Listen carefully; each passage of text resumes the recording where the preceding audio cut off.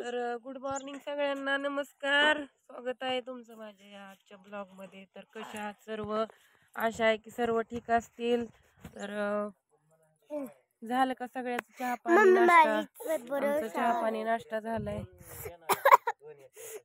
अंगठा काढाय बघा, या अंगठा चोकायला लागलाय येड. काही दुखायलंय म्हणून रडायलंय. सर्दी तापीची साथ आली काय की मला बी सर्दी झाली, तिला बी झाली, या पिल्लूला बी झाली आणि याला बी. आमचा खळबळ बघा. आता यांची शाळेत जायची गडबड चालू. यांच्या डोक्यात इकडं इकडं फिरव तेल नको लाव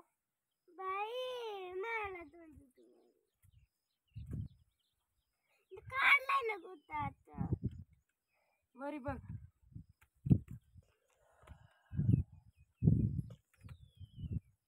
बाई त्याला घेऊन येत नाही ग मम्मी. तू खाली बसते का? याच्यात किती गुत्ता झालाय. लेकराला सर्दी झाली मरणाची.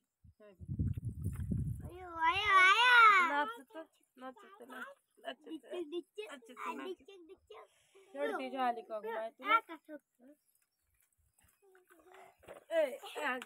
अग बाय मला बी नाचू नका वरी बाजावर रे भास्कर.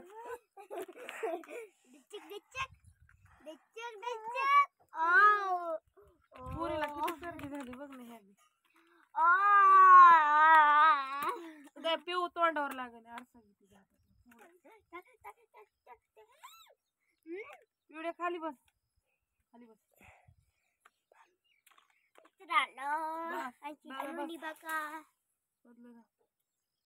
करून बघ एवढ्या माणसं मला दाव. एवढं पीठ आणि एवढे पुऱ्या काय करायली सकाळ सकाळी? हा, आज काहीतरी नवच बनवायली बाबा. पुऱ्या बनवायलीस काय? दही पुरी बनवाय पाहिजे. पिठामध्ये दही मिक्स करायचं, पीठ मळायचं मग आणि त्याच्यासोबत एक पाक चाचणी घेऊन पाक बनवायचा. झक्कास लागते दही पुरी. तर बघू शकता इकडं आमची आई आता पुऱ्या बनवायला लागली सकाळ सकाळी मस्त पैकी.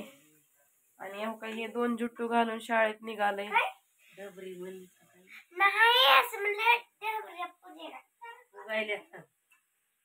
कशाला तसं म्हणते? पुऱ्या आहेत पुऱ्या. तर या तुम्ही बी सगळे पुऱ्या खायला आमच्या. कसल्या फुगायला तिकडं काय ते दूध आहे का? बापरे, मला बी लय सर्दीच हाटाना झाली माझी. बासुंदी बासुंदी येते करायला. तर मित्रांनो आता जेवण वगैरे मस्त पैकी झालंय. तुम्हाला तर माहिती आहे ना, सकाळी पुऱ्या बनवल्या होत्या. आता वाजले सकाळचे 10:30. आणि मला तर ह्या दुखण्यानं लय परेशान केलंय बघा. पायात बूट घातलाय. आता निघाले खुरपायला रानात आईसोबत. म्हणजे आईचंच खुरपायचंय, घरचं लोकांचं नाही. सध्या लोकांच्यात काही गेले नाही अजून तर, कारण घरचं चालू आहे. त्यामुळं चला म्हणलं आता जावं आईसोबत. आईला पण तेवढाच हातभार. काल बी खुरपिता झोपले. तर भावा आणि बहिणींनो कसं असतंय ना, मला बरेच जण म्हणले कामावरून काढलं, तुझीच काहीतरी चूक असेल म्हणून काढलं. तर तुम्हाला एक वाक्य सांगते मी की वाईटाच्या मागे सगळे पळतात, पण चांगल्याच्या मागे कोणीच पळत नसतं. आणि दारू विकणारा जो व्यक्ती असतो ना, त्याचं मनानं म्हणजे त्याला एका जागेवर थांबून पण गिऱ्हाईक येतं. आणि दूध विकणाऱ्याला अख्खी गल्ली बोळं फिरून मग त्याला दूध विकावं लागतं आणि तेव्हा त्याला त्याचे पैसे येतात. तसं दारू विकणाऱ्याला एका जागेवरच पैसे येतात ना, कारण ते दारू. तसं चांगल्याच्या मागं कोणी पळत नाही, वाईटाच्या मागं लोक पळत आहेत. चांगलं कुणाला खपत नाही.